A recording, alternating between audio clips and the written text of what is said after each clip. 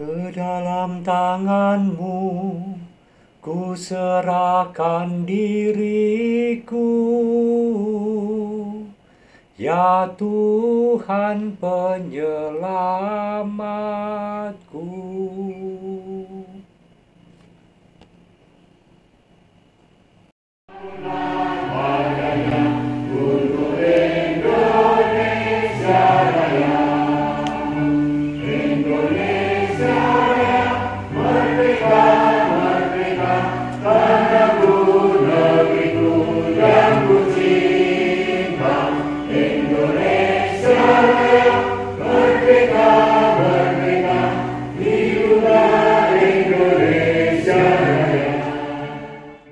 Saudari-saudara yang dikasihi oleh Tuhan, haleluya. Haleluya. Haleluya. Artinya apa? Apa sih artinya haleluya? Puji Tuhan, pujilah Tuhan. Ya kan? Kenapa kita haleluya dan puji Tuhan? Ada sesuatu yang aku dewi ora mudeng. Saya tidak paham, tidak masuk di akal saya bahwa ada sosok yang mengorbankan hidupnya sendiri untuk keselamatanku. Angel dimudengi. Yen kuwi ibuku, mbok menawa memang pada umumnya bela-belain anaknya. Yen kuwi bapakku, yo iya. Tetapi ini siapa? Seseorang yang bahkan seringkali kita tidak kenal, tidak melibatkan atau tidak kita libatkan dalam hidup kita. Bahkan kita sering lari daripadanya, karena kalau kita derek kemudian mengikuti konsekuensi kehidupan yang baik, dan baik itu ngrekasake. Jadi memang orang mudeng, aku ya orang mudeng.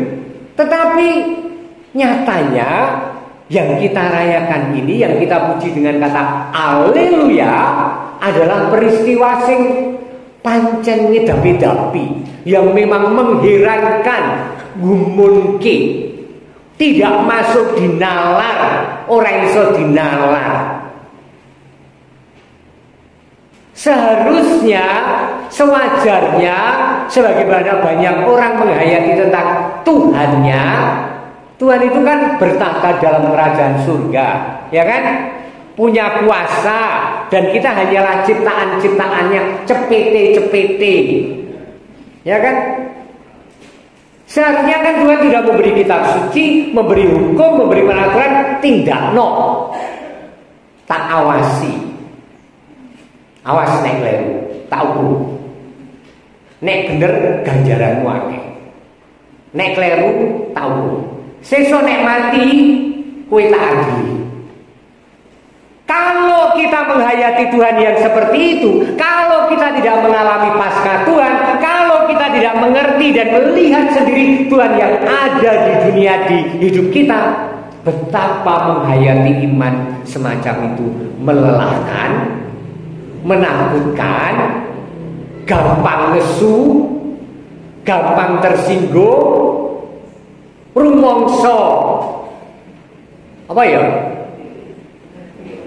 bener dewe, dan seterusnya. Bayangkanlah, dan itu akan melelahkan. Beriman dengan menghayati Allah yang ada di sana, dan aku harus melakukan apa segala sesuatu yang diinginkan oleh Allah. Kalau tidak, aku takut. Yang hari ini kita rayakan bikin aku bingung dan tertegun, dan kami tenggengen, ndak yo ngono tenan, gitu loh. Apakah benar begitu Gusti Allah sing ndak imani ini? Benar apa enggak? Benar. Aku ra mudeng ning nyatane Gusti Allah itu mencintaiku. Aku tidak paham dengan peristiwa ini. Ada satu lagu yang sangat lama, aku sendiri capek-capek, tetapi lagunya begini. I don't know how to love him.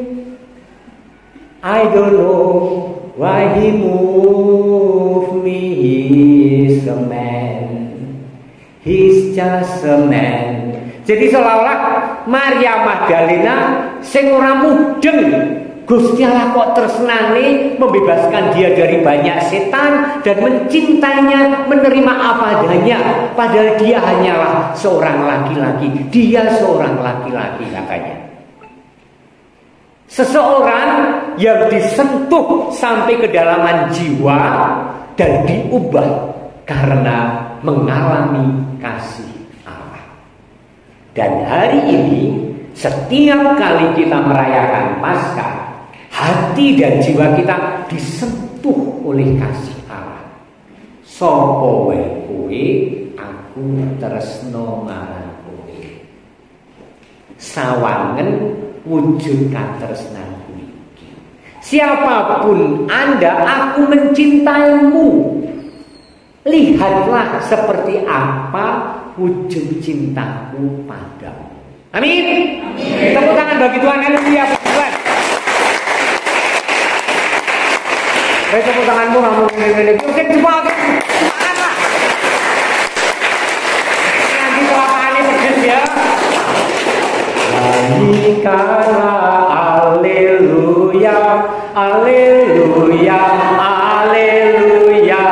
Nyanyikanlah haleluya, haleluya, haleluya. Nyanyikanlah haleluya, haleluya, haleluya. Berdiri yuk kita berdiri semua. Pokoknya hari ini bergembira, bersyukur, haleluya, puji Tuhan. Nyanyikanlah, ya. Tangannya gini dhuwur, rasa isin-isin gini.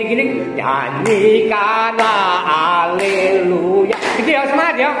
Yang cepat.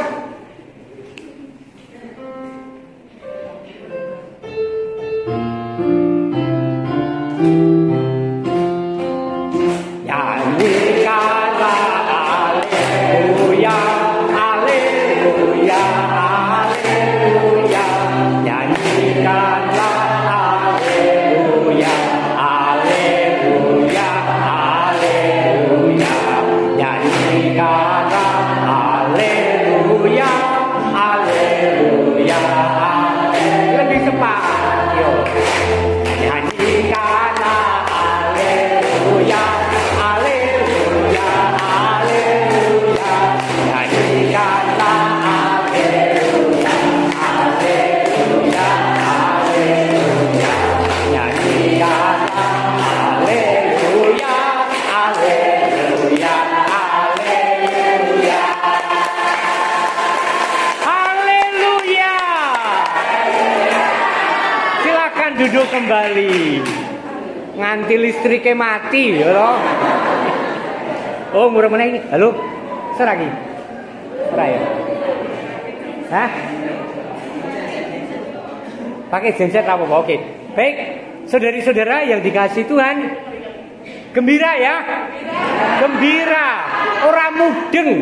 Ning kok Gusti Allah kuwi tresno, dan malam Paskah dan hari ini kita sedang diajak untuk merefleksikan, melihat koyong ngopo to Gusti Allah, seperti apa sih Tuhan mencintai. Maka tadi malam kalau Anda mengikuti liturgi, baik lewat streaming maupun hadir di gereja, karena di sini tidak ada misa kan? Ada? Enggak kan ya? Itu bacaan-bacaannya adalah cerita dari kitab penciptaan sampai Tuhan Yesus yang bangkit. Kisah penciptaan ingin mengatakan bahwa segala sesuatu diciptakan oleh Allah untuk kita dan baik adanya. Maka jadilah petang dan pagi, hari pertama. Terus habis menceritakan bahwa penciptaan itu dari Tuhan, kemudian kisah sebenarnya panggilan Abraham. Kalau semua dibacakan ada 9 bacaan, itu akan 3-4 jam. Maka dipilihlah beberapa bacaan. Tetapi ceritanya adalah kisah penciptaan, kemudian peristiwa pembebasan umat Israel dari perbudakan Mesir ke tanah terjanji, dan itu adalah peristiwa besar bagi bangsa Israel sampai hari ini. Kalau orang Yahudi merayakan Paskah, mereka hari-hari ini juga merayakan Paskah. Yang mereka rayakan bukan kebangkitan Yesus, karena mereka tidak percaya akan Yesus. Yang mereka rayakan dengan Paskah adalah pembebasan umat Israel dari perbudakan Mesir ke tanah terjanji. Lagu-lagu pujian, tangan karya Tuhan hendak ku puji, itu kan dinyanyikan sampai hari ini. Nah kemudian itu menampakkan tangan Tuhan yang bekerja dalam kehidupan umat manusia dalam sejarah keselamatan. Ketika sudah sampai tanah terjanji, umatnya mulai ndreyo sak geleme dhewe, Tuhan ngutus para nabi. Maka ada bacaan dari kitab Yesaya. Berdosa lagi diutus Yeremia, Yehezkiel, dan para nabi yang banyak itu untuk terus mempertobatkan umat Israel. Ketika nyatanya bertobat ning dosa lan dosa, apa yang kemudian dilakukan Tuhan? Wis yen ngono ora iso nek ngene terus. Aku ora tegel, aku ora mentolo, aku ora linggo. Maka terakhir dan memuncak adalah Tuhan sendiri menjelma menjadi manusia dalam wujud Mesias Tuhan Yesus Kristus, Allah Putra, yang sabda dan mukjizatnya ingin mengatakan inilah kehendak Allah, inilah Gusti Allahmu. Sing gak temoni ya kuwi Gusti Allah sing tresno, yang mencintai, paring pangapura, yang berbelas kasih dan mengampuni, yang memanusiakan setiap pribadi, tidak menghakimi. Ketika orang Yahudi benci dan tidak suka pada orang Samaria yang disebutnya kafir, Yesus melehke dengan cerita tentang seorang Samaria yang baik hati misalnya. Ya kan, ingat cerita yang dirampok itu? Lalu siapa yang menolong? Orang Samaria yang dikatakan kafir itu loh. Lihat betapa Yesus mengangkat kemanusiaan melalui sabda dan mukjizatnya. Dan ketika nyatanya kita penuh dosa dan pelanggaran, Yesus sendiri mengorbankan hidupnya. Jadi mencintai sampai habis itu ya memberikan hidupnya untuk keselamatan yang dicintai. Itu yang seringkali, yang kadang-kadang kita lihat kesaksian manusiawi kita. Seorang bayi bersama keluarganya yang ketahuan rumahnya terbakar, kemudian spontan semua lari keluar rumah dan rumahnya semakin terbakar, kobong. Seorang ibu ingat bahwa bayinya masih di dalam. Ibu itu tidak takut api dan terbakar dan masuk ke dalam api untuk mengambil anaknya. Itu terjadi dalam hidup kita. Dan Allah melakukan lebih daripada itu untuk menebus. Jadi darah Tuhan Yesus yang ditumpahkan di kayu salib sebagai uang tebusan bagi kita yang telah menggantikan hidup kita pada kejahatan dan keburukan, pada dosa dan pelanggaran di penggantian setan. Allah menebusnya dengan darah Tuhan. Amin. Amin. Puji Tuhan, haleluya. Yuk. Dahsyat Tuhan. Itu teologi iman Katolik. Itu ilmu ketuhanane wong Katolik. Tuhan mencintai sejak awal mula dunia semesta dijadikan, Tuhan menjadikannya baik, dan manusia menjadi pusat dari alam semesta itu yang diberi tanggung jawab mengelola dengan baik.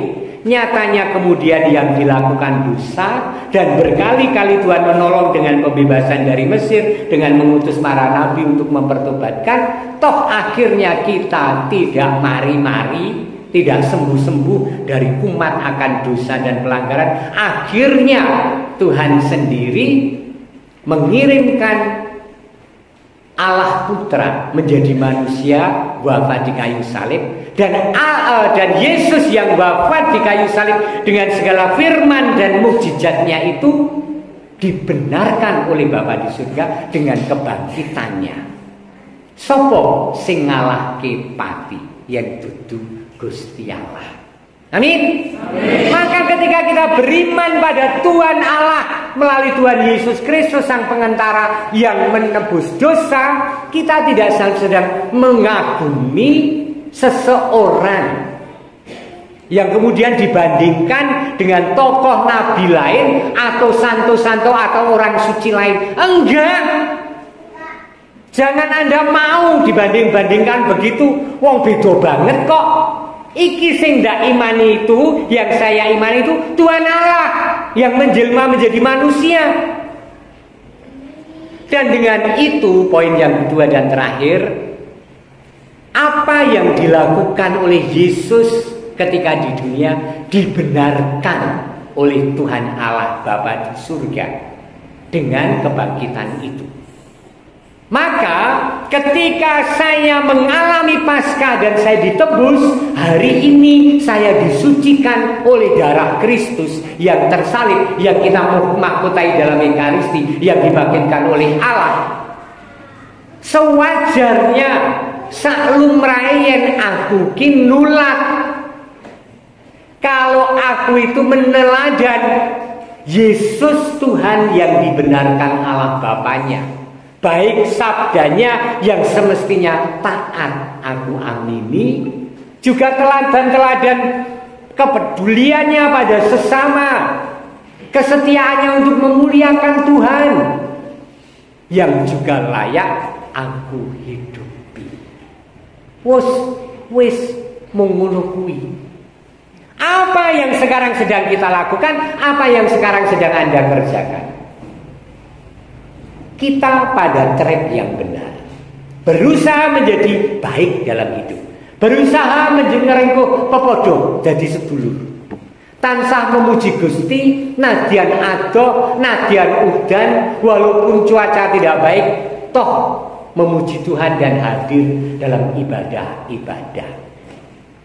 Saudara-saudara, jangan pernah lelah menghadiri ibadah. Sok-sok ibadah ora menarik, kuriting pletot, romone khotbah marake ngantuk dan sebagainya. Tetapi itu ibadah, itu sarana, itu fasilitas bagiku untuk berjumpa dengan Allah. Bukan soal apapun, tetapi soal aku berjumpa dengan Allah. Aku mengunjungi, aku pisuanan marang Gusti. Amin. Amin. Dan jangan pernah kemudian merasa bahwa karena semua serba modern, karena semua serba mudah, dengan transportasi yang mudah, kemudian susah sedikit kita mengatakan, adoh romo, bengi peteng wedi, padahal biyen nek misal Paskah ya jam 11 bengi ora wedi.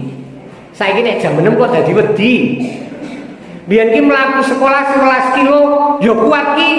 Saiki mlaku 2 kilo kok sambate panas. Lihat ya, rupa-rupanya kita diajak untuk tidak cengeng dalam kehidupan. Saya lihat tadi di sana ada poster gereja ini mau direnovasi. Ya kan? Nah, jangan pernah Anda membantu renovasi. Jangan pernah. Tetapi berilah untuk dirimu sendiri supaya rumahmu bersama Tuhan ini menjadi lebih baik. Ini dikatakan oleh seorang di wilayah lain yang menyumbang banyak hal untuk pembangunan gerejanya di paroki ini. Dan kemudian saya datangi di rumah, Pak matur nuwun nggih panjenengan pun ngantuk ABCD. Kok matur nuwun to Romo? Lah jenengan pun bantu. Kula niku mboten bantu. Wong niku gereja kula piyambak. Niku nggih tetep nggen kula sing tak pasang teng mriku niku. Kula mboten bantu wong niki gereja kula piyambak, niki padalem-dalem Gusti. Lan kula ugi dadi penderek dalem nggih niku nggih griya kula. Hebat lho ngene iki. Mulane rasa bantu. Aja rumangsa bantu, ning pancen iki gerejaku, iki dalemping pangeran, aku kudu cancut supaya iki ngluwihi omahku wangne. Amin. Amin. Mesti rampung kok nek ngono kuwi kabeh. Nah, saudara-saudara, rupa-rupanya ada banyak hal kebaikan dan kebenaran yang Kalaupun kita seringkali lelah dan jatuh dan diregol, dirusui dengan banyak hal yang menjadi bibit dosa, ayo kita murnikan karena aku sekarang mempunyai Tuhan yang bangkit, yang terus memberi kekuatan dalam pewartaan tentang Dia di dalam hidup.